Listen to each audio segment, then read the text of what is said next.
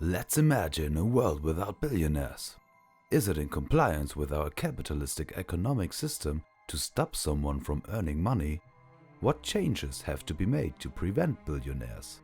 Where would the surplus money go? And more interestingly, how could it be spent?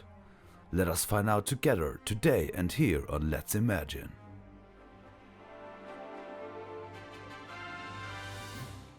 Please consider subscribing. It's free, it's easy, and you're signed up to see more imaginational craziness.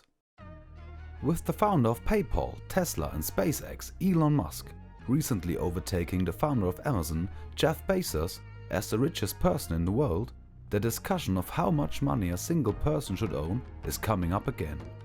Within a capitalistic system, which is based on the private ownership of the means of production, it is almost unavoidable that some humans gather big amounts of money. According to Forbes, we have 2,095 billionaires at the moment. If we take every single one of them into account, they are worth about $8 trillion. To get a sense of how big this number is, you can simply imagine how many stacked $100 bills it would take to reach this number. A stack of $1 trillion would already be more than twice as high as the International Space Station. In a 2019 CNBC interview, the founder of Microsoft, Bill Gates, billionaire as well, stated his fundamental understanding of capitalism. You have market-based pricing, you let people create new companies very easily.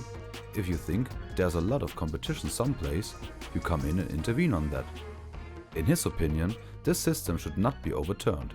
Instead, we should find ways to equal it out. For example, through changes in tax and additional governmental services. Easy to say as one of the richest people on earth. So one scenario to prevent billionaires would be to raise the tax according to the wealth of an individual. The money would find its way into the state accounts and would thus be at the disposal of politics. At this point, we have to ask ourselves if extreme wealth at the hand of a few is better than a government controlling all the surplus money. According to Mark Zuckerberg, it is better to let these few people have the money if they are willing to do something good with it. Controversial to say as the CEO of the company that critics say has an unethical business model. Mark Cuban stated another option would be to start giving stocks to everybody that works for a company. In that case, the surplus money would go into the hands of the workers, but at the same time, billionaires would still be possible. To summarize these points, profound changes to the currently existing capitalist system would be needed to distribute wealth better and more equally. But what could the government or we as individuals do with some extra money?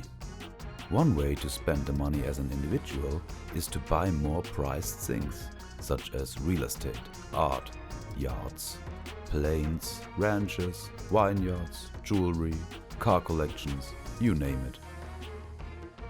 Another way would be to build up a passion. This passion could either be starting your own small business, or pursuing a hobby or artistic activity, like drawing or becoming a musician.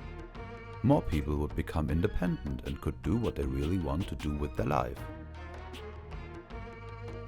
If the money were to go into politics, it could help to solve all kinds of social, environmental and scientific national or international problems, depending on the government in the respective country.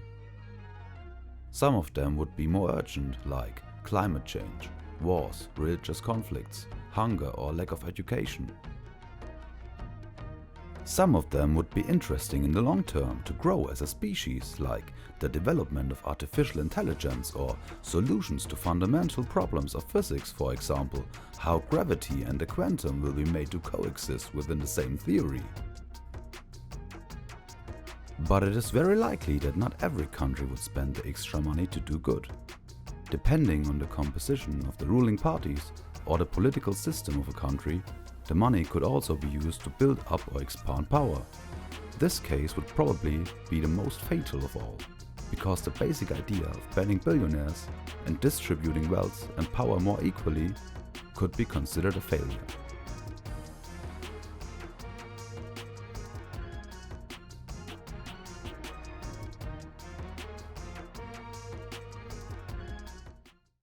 As always, we need to take all these facts into consideration. The rest is up for your imagination. What would your world without billionaires look like? And how would you spend some extra money? Let us know in the comments. Please like the video and consider subscribing.